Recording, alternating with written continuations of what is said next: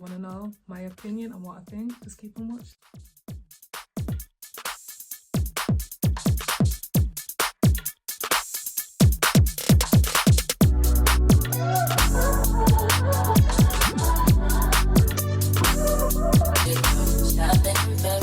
Hi guys, what's good? It's your girl Nisi here and I'm back with another video. And if you're new here, hello, my name is Nisi and on this channel I talk about trending topics, sometimes political stuff and basically things that are trending in the news. So in today's video, as you already know by the title, we're going to be touching on the cost of living crisis, but particularly in the housing area to do with properties. I'm going to be focusing this video in the UK and then I'll probably do a follow-up video and talk about the USA. But yeah, so let's get into these crazy insane prices that these landlords slash councils be charging people. I just don't want to do this anymore. It's so cold in here, as you can see. I'm wrapped up in a duvet. My son's got like 3 different layers on, just to try and stay warm because it's so cold in here. Watching that woman's video broke my heart this morning. She said she had to choose between gas and electric. And she ended up choosing electric because she needed to cook for her children to eat. And that the gas, she couldn't afford it. So she was literally freezing and shaking in that video, as you can see. And people are going through a lot in the UK right now. It's not even a joke. It is not a joke. Especially when you live in these old houses that were built ages ago. The insulation is bad. I remember when I moved to the UK, I lived in such a house. So renting a proper house was difficult. And Ariella was one, and my son, I was pregnant with my son then. I would hold Ariella shivering like this in front of the heater. The heater is on, but we are still shivering. It's not, the cold was too much. It's not like these houses where we live now, like where I live now. These are one of the newer homes that have been built, well insulated. I use only electric in my house. And when I put on my electric heater, 1 hour, it can last me even the whole night. I don't sleep with heating. My kids sleep with heating. The other day, I loaded £100 on my electric meter. And I had cooked that night. I did washing. And then I left my children's heater till morning. By morning, the money had dropped to £60. I was like, £40 in a day. How are people managing? If you live in Africa, now is the time to help your family that is abroad. If you change 90,000 naira or whatever it is, cedis or rand, and you send them £100 for them to use for their electric or gas bills, they will bless you and thank you. If you live in Africa, and you are used to your family members sending you money and they cannot send for you this period, have some compassion. Now is the wrongest time to ask anybody that lives abroad for money. If you do it, you're a murderer. People are going through hell. Whew, sorry to start off so heavy, but I could feel her pain through the phone. Usually with TikTok, you can tell when people are not really upset, but with her, I felt her pain, I could feel it. You know what I mean? Sometimes I feel like that. Sometimes I feel like a robot. You know, it's the same routine. Get up, get the kids ready for school, do the school run, come home, cook, clean. Sometimes I'm just I don't want to live is this life? I don't want this life no more. So listen, when she said that, I just don't want it no more. I feel her. I feel since 2020, life has just been going down. 2019 was one of the best years. That's when I was pregnant with my daughter. I got engaged. It was just such a good year. And I just feel and things weren't so expensive. I had a really nice car. My life was just good. And I just feel since then, since the 2020, obviously COVID, everything, my life, people's lives, friends, everything's just been going downhill.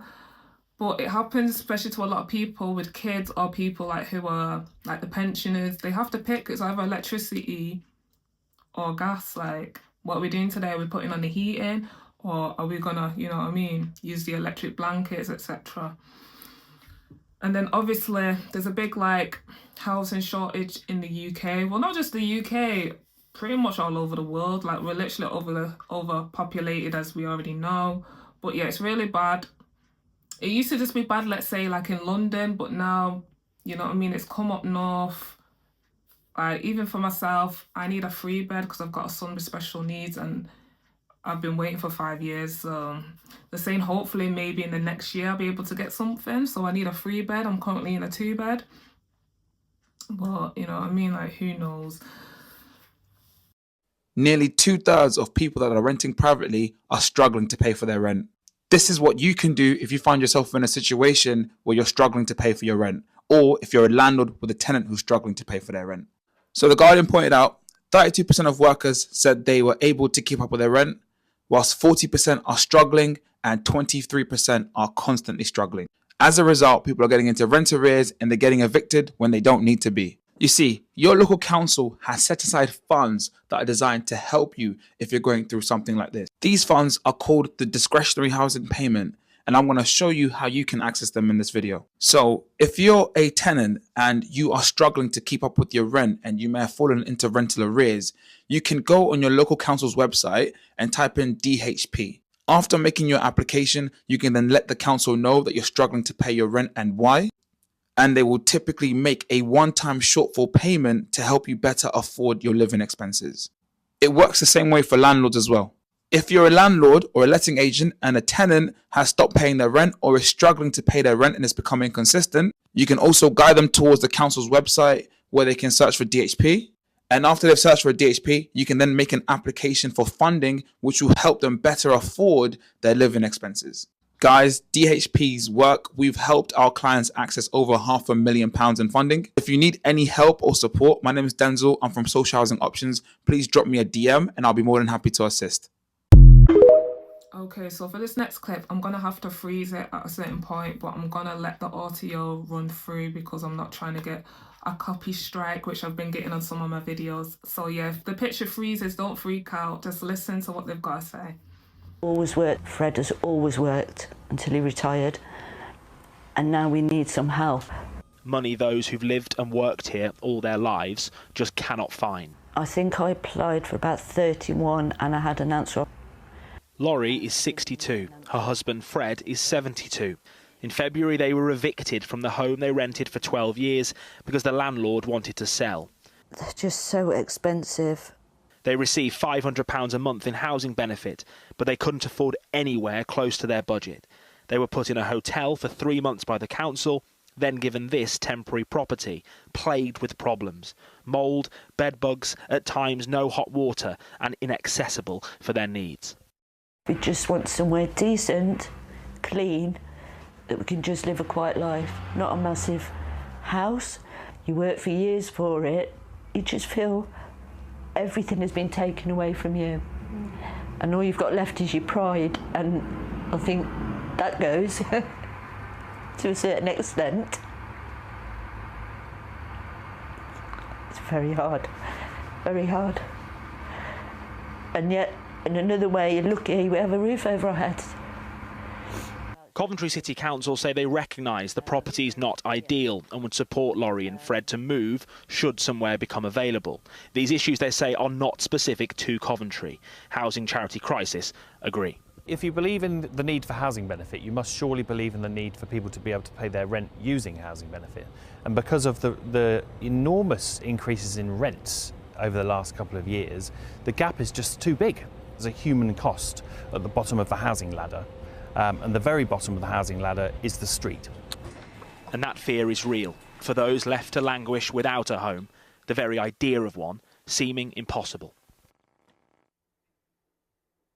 Oh, it's so upsetting, so depressing. What can be done about this? Well, the government told us they already spend £30 billion a year in England on housing benefit, a staggering amount already. It's giving out cost of living payments to households. It's planning, it says, committed to building more social housing, more affordable housing. The issue, though, charities say, comes back to what you mentioned at the start, which is this local housing allowance rate, which is the formula the government use to work out how much housing benefit someone needs based on how much rent is in their area. That was last looked at in 2020. It was frozen in 2020, but that was based on how much rents were in 2019. So what we have right now is a 2019 solution to a 2023 problem. The government feel the big problem is inflation. If they increase benefits in line with ever-rising rents, it will fuel inflation. What charities say is if they don't do this, if they don't uplift housing benefit, the cost will be even greater. More people become homeless and they need even more very expensive support. I don't know what it is with the UK and the older generation, you know, like the baby boomers and I think it's the war something, the ones that fought in the war. Like, why do they treat them so bad? You know, they stick them in care homes, or they just get treated bad by their family members. Labour don't care about, like, he's taking the, what is it, the funding, the like heating funding from them. And now a lot of them are becoming homeless because they can't afford their house, like the rent, or if their husband or spouse dies, you know, they just can't keep up, like paying the rent and things like that. So a lot of them are becoming homeless. Like even my mum's a baby boomer. My sister lives with her because she wouldn't be able to live on her own, like she wouldn't be able to afford everything. So, you know what I mean? But then it's unfair on my sister because I feel like once my mum passes, then my sister's got to figure out, because basically they live, how many bedrooms? A 4-bedroom house. My sister doesn't have any kids. So the council's already like pre-warned them, you know, once you pass, we're gonna have to take this house. It's a council house, because they need to put a family of someone that's got like 5 or 6 kids in that property. So then my sister's gonna be, you know what I mean, like left out of pocket. She's probably gonna have to move into a 1-bedroom flat. So imagine all your life. So this is the family house. This is where I grew up. It's a townhouse. Imagine living there pretty much all your life for my sister. And then one day you're just going to be stuck in some potsy little flat. And like those pensioners, they put them in temporary accommodation, but you know what I mean, it had mould, it had pests, it was just dirty, things were falling apart. Like, what is this? I feel like with the UK, as much as they're making loads of like new build houses, they need to like knock down all these like Victorian house. I live in a 2-bed terrace house. It's horrible. Again, I have those problems. I've had like leakage. I've had a little bit of mold, but not major. I've had pests. Like the pest is really, really bad. But it's the area. It's like my neighbours and things like that. They just throw rubbish anywhere. It's one of those. But yeah, I just really feel for the pensioners. Like they just get treated so bad in this country when you compare them to other countries. I don't know what it is with England and the older generation, but I'm telling you, they do not like them. Like it's just horrible. So we've just had our first people come round to view our flat. We currently pay £935 a month for our 1-bed flat, and the estate agent has just come in and they're putting it up to £1,200. That's not including bills or council tax. That's just revolting. Like, it's not a big flat, like it's not small, but it's not £1,200 for a 1-bed flat, excluding bills, I think is mental. God, I'm so glad that I'm not having to find a new place to live in the UK. Jesus.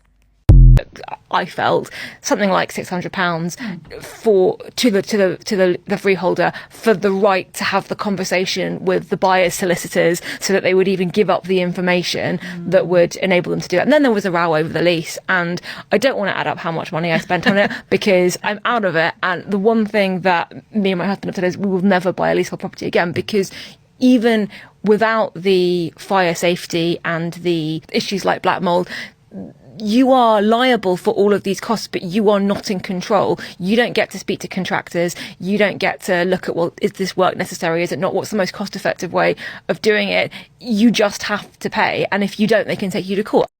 I feel like the people that bought their house 2010s upwards, they got it good. Because I feel like after 2010, and then obviously, when was that other crash? Was it 2018?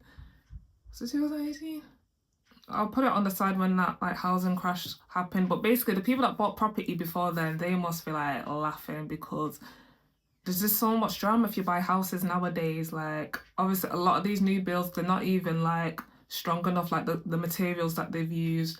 Obviously you've got leasehold or you've got freehold, but most people get leasehold because it comes up like slightly cheaper. And then after that, you're paying for all these extra expenses, but you can't speak to the contractors, just like that woman said in the clip. It's crazy, you're paying for stuff, but you can't speak to who's like, you know what I mean, putting it down. Like, can you imagine a workman's outside fixing stuff? You have to pay for it, but you can't talk to him and you can't discuss like what's going on. Like, they claim it's ownership or a partnership, but no, you're just basically paying for all the damages anytime certain maintenance needs doing, guess who's going to pay the bill? You. It's insane. Like, at this point, when I hear people getting a mortgage and getting a property, it's like, do you even want it at this point? Because it's just not worth it. Like, for me, my friends moved into a new build earlier last year, and she was like, oh, would you want a new build? And I was like, deep down, no. I don't want a house that's extremely old like what I'm in now. I would want something like my family house, something like, not a townhouse, too many stairs in there, but something like that, because that townhouse is not extremely old. But this house that I'm in, this probably is really old. It's proper Victorian. The townhouse that my mum's got is not like Victorian, so I would want something around there. Just in between, not too new and not too old, just right. This comment says, the fact that one-bed places cost over £1,000 a month to rent now, and that's not even in London, that would wipe out almost half my wage as a single person, and I'm on £36,000 a year. Then all the other bills on top. Absolutely. And then think about having a family. What if you want to have kids? You can't even have kids at this point. Well, you can, but they're not going to have a great quality of life. And then let's add on the fact that, you know, you're outside of London, so you might actually want to have a car. I think cars are actually becoming a luxury now, but let's say you wanted to have a car. That, again, is going to be an additional cost on top. Maintenance, fuel, finance, if it's on finance, lease payments, etc. People make comments on here around what is a good salary to earn in 2024 if you're looking to sustain a family. And to be completely honest with you, £100,000 a year household income isn't far off what's required, not just in London. I think in London you need more, but outside of London as well. Now, obviously, this doesn't take into account universal credit top-up. So I think at £36,000, depending on your circumstances, you would be eligible for UC top-ups to actually boost your income. But even with UC top-ups, it's going to be difficult. And that is the problem in the UK. Even skilled professions like scientists, mathematicians, etc., most of the time their pay is trash. And it's really only the finance, law, and consultancy sectors, and some medical sectors in the private sector, where you see big salaries. But when you compare that to the US, there's just no comparison. One of my business partners lives in Austin, Texas, and I went over there last November to meet him and meet his friends, etc. One of his friends is a surgeon, and he makes $700,000 a year. That is his salary. It's just crazy when you compare the two. But in the UK, we have a massive problem with low pay. It's affecting people's quality of life. The UK is finished. If you're currently living in the UK, you might want to reconsider because it's about to get a whole lot worse. So this graph shows you the standard of living in the UK and it predicts it over the next few years up until 2028. Just take a look at that. This massive drop after 2023 shows how bad it's going to get. The standard of living in the UK is going down the drain. And take a look at this. If you wanted to rent a one-bedroom flat in suburban London, not even in central London, it will cost you 2.2k per month. Honestly, how can anyone afford this? Because the average salary in the UK per year after tax is 28k. And if you're renting a one-bedroom flat, you would only have £130 per month left over for everything else. So no wonder so many people are in debt. Taxes are likely to go up, inflation is at an all-time high, and rent prices are unaffordable. There are so many different countries around the world where you can have a good standard of living. So why would you choose to live in the UK? It's already the second most unequal country in the world. Because honestly, if you stay in the UK now, it's just gonna get so much worse. And yes, all countries do have their problems, but the way I see it, the UK is finished, and it's not getting better anytime soon. Let me know what you guys think in the comments, and if you like the video, follow for more content. Let me tell you why you can't afford a house. This is not to comfort anyone. This is to truly show you what we are against in the UK. Even in the midst of, use a lifetime ISA, save your income, do this to optimize your savings. This is why it's still a challenge, especially in the UK. So don't feel bad because the system is quite literally not in our favour. This is a post I made on Finance Matters UK Instagram a few weeks ago. Look at the house prices in 2000. Yeah, 93k, not bad actually. Wouldn't mind a house for that price. Wouldn't. And of course, the average annual earnings was around 18,848. Wouldn't want earnings at that rate, no. But look at the house prices in 2023. The average UK price being 285,000 and the average earnings being 34,000. Now, I know those are just a bunch of numbers at this point, but if you look up here, you can actually see the percentage increase. So earnings have increased by 85% in 20 odd years, but the average house price increased 204%. How do they expect us to win that battle? What armor, what level of savings, what type of skill can we bring to fight this battle here? And you know what genuinely concerns me is that I know that this trajectory is just going to continue. Earnings are still moving at a very slow rate in comparison to average expenditure, house prices, etc. And house prices will continue to rise. At least the expense of owning a home will continue to rise at an astronomical rate.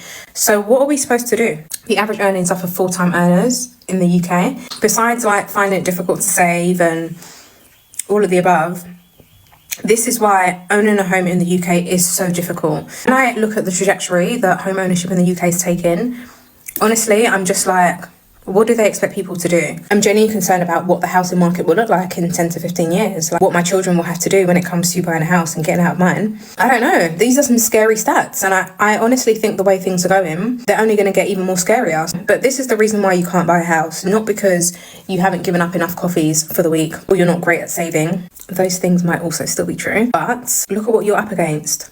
Random thoughts. And so this is why I'm really having a hard time about purchasing in the UK again. But why should I be up against this? That looks like torture. This is the definition of unfair. If we were able to put pictures in the dictionary, you should just take this graph and put it next to the word unfair. That's all. People, like private landlords, like how much they charge is ridiculous. So I'm with a housing association. So basically it goes like council, they're like the cheapest, housing association, then private renting.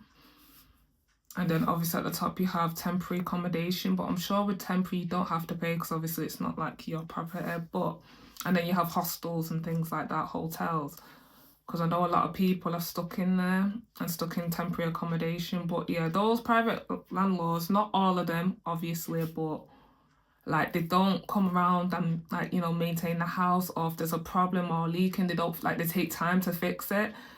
And even me being with a housing association, they know I've got kids, they know I've got disabled, they still take time to come through, and it's just like they just don't care. But as soon as you're a bit late with the rent, or, you know what I mean, making a payment for something, they're ringing out your phone. But when you're ringing them, like, I need you to come round, crickets, like, they just take that sweet time. So, I want to say 4 years, not including this year, my boiler would always conk out like Christmas, like not Boxing Day, Christmas Eve, or like 3 days before Christmas. Can you imagine 4 years straight? So obviously people are trying to be, you know, it's the holidays, they're trying to be with their loved ones. So it would take time for a workman to come out, and then there'll only be like one workman on like shifts. So I feel like twice an Asian man's come. I'm thinking he might have been a Muslim, so obviously he's not celebrating Christmas. And the other two times was a white man. But my thing is, I feel like for the holidays and things like that, they need to hire more maybe Muslim people, because obviously they're not going to celebrate Christmas. But it was just weird that my boiler would always conk out. So it didn't conk out this year, thank God, but I've got a new boiler, so that's why. And that's another thing, they would come and they'd be like, why is the housing not giving you a new boiler? Like, they just used to look at it straight away and be like, you need a new boiler, like, period. It took so long for me to get a new boiler. I finally got it. It is good, not as good as the original. You can't be the original in it, because this one's more electrical. It's a new build boiler, basically. But even my neighbour, she's got a boiler that doesn't belong to the housing association that we're with. It's the previous association. So can you imagine how old her boiler is? It's nuts. Okay guys, so that's it for this video. Let me know in the comments your experience and what you think of this whole like housing crisis. Please like, comment and subscribe and share. Stay safe, and I'll see you in my next video. Bye.